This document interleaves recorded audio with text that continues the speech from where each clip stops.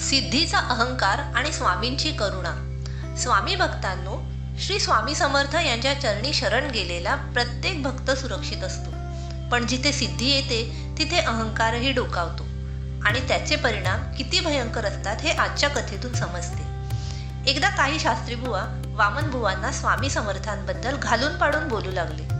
तुझे स्वामी काय मोठे, आमचे गुरु गोलोब स्वामी तर मुठभर माती सोन्यात बदलतात, असे ते अभिमानाने म्हणाले. वामन बुवा शांत होते, पण आपल्या गुरूंचा अपमान त्यांना सहन झाला नाही. शास्त्री बुवा वामन बुवांना घेऊन आपल्या गुरु गोलोब स्वामींकडे गेले. गोलोब स्वामींनी मुठभर माती हातात घेतली आणि मंत्रोच्चार करून ती सोन्याच्या नाण्यात बदलून दाखवली. उपस्थित मंडळी थक्क झाली. शास्त्री बुवा अभिमानाने वामन बुवांकडे पाहू लागले, पण वामन बुवा किंचितही डगमगले नाहीत. ते शांतपणे म्हणाले, ही सिद्धी असेल, पण माझे गुरु स्वामी समर्थ हे चमत्कारांच्या पलीकडचे आहेत. ते भक्तांच्या अंतकरणातील अज्ञान दूर करतात. गोलोब स्वामींना हे शब्द खटकलं. त्यांनी वामन बुवांना सोन्याचं लालूच दाखवून आपला शिष्य करण्याचा प्रयत्न केला. माझ्याकडे राहिलास तर तुला अमाप संपत्ती देईन, असे त्यांनी सांगितले. पण वामन बुवा ठाम होते. माझे गुरु एकच, स्वामी समर्थ, असे ठाम उत्तर त्यांनी दिले. दोघांमध्ये वाद झाला. जाताना वामन बुवा म्हणाले, माझे गुरु येतील आणि तुमची परीक्षा घेतील. काही दिवसांनी तेच शास्त्री बुवा दगडांची पोती घेऊन गोलोब स्वामींकडे आले. हे दगड सोन्यात बदला, अर्धे सोने आम्ही घेऊ, अशी अट त्यांनी घातली. गोलोब स्वामींनी मंत्रतंत्र साधना सगळं करून पाहिलं, पण यावेळी काहीच यश आलं नाही.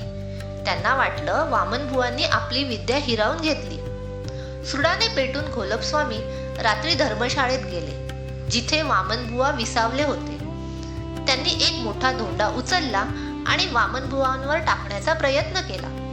पण काय आश्चर्य, त्यांना तो धोंडा टाकताच आला नाही. उलट तोच धोंडा त्यांच्या अंगावर कोसळला आणि ते खाली पडले. धोंड्याच्या आवाजाने वामन बुवा जागे झाले. त्यांनी प्रसंग पाहिला आणि मनोमन स्वामी समर्थांना धन्यवाद दिले.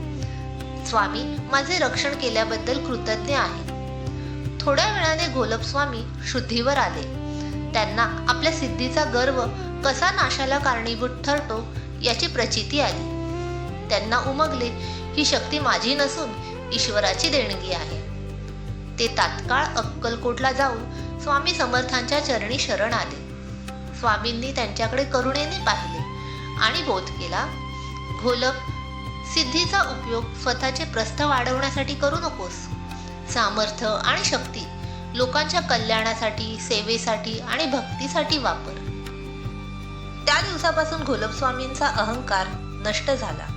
त्यांनी नम्रतेने सेवा मार्ग स्वीकारला. स्वामी भक्तांनो, या कथेतून आपल्याला शिकायला मिळते, चमत्कार मोठा नाही तर नम्रता मोठी आहे. गुरुवरील अढळ श्रद्धा आणि शरणागतीच खरी शक्ती आहे. जर तुम्हाला ही कथा आवडली असेल तर लाईक करा, कमेंटमध्ये श्री स्वामी समर्थ लिहा आणि अमृतवाणी चॅनलला सबस्क्राईब नक्की करा. श्री स्वामी समर्थ. स्वामी समर्थांच्या कृपेचे तुमचे अनुभव कमेंटमध्ये जरूर पाठवा. कदाचित पुढची कथा तुमचीच असेल. कथा आवडल्यास व्हिडिओला लाईक करा आणि स्वामी समर्थांच्या कथा, गाणी, भजन, मंत्र व आरती ऐकण्यासाठी आमच्या चॅनलला जरूर सबस्क्राईब करा.